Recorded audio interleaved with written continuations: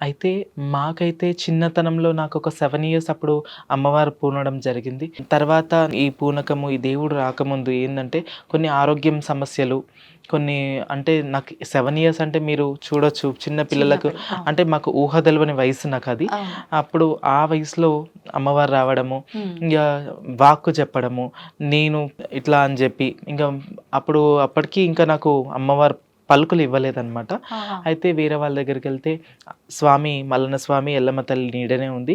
ఏం భయపడకండి. ఆరోగ్యం గూడా మంచిగయితది. ముడుపు కట్టండి అన్న ఒక చిన్న మాట చెప్పారనమాట మా డ్యాడీ వాళ్ళకి. ఆ! తర్వాత రూ.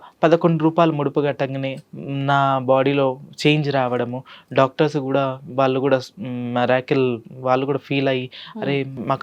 అసలు అంతు పడలేదు. హ్మ్. ఈ హ్మ్. ఏం ఎక్స్‌రేలు తీసినా, స్కానింగ్‌లు తీసినా, ఏ రిపోర్ట్ తీసినా నార్మలే వస్తుంది. అసలు ఆ రోగానికి మందేంది? ఏంది అసల అనేది హ్మ్. వాళ్ళు గూడా కనుక్కోలేకపోయారనమాట. తర్వాత ఈ ముడుపు కట్టిన తర్వాత మంచిగా అయిపోవడం. హ్మ్. మళ్ళా అప్పుడు అమ్మవారు ఆవాహించడము. ఆహా! ఇగ తర్వాత ఒక్కొక్క వారానికి ఒక్కొక్క చేంజ్ రావడం నా లోపల.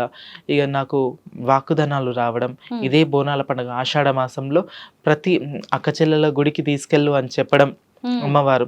ప్రతి ఒక్క అమ్మవారు మైసమ్మ, పోషమ్మ, పోలేరమ్మ అని మన గ్రామ దేవతలు ఉంటారు అవును. గదా!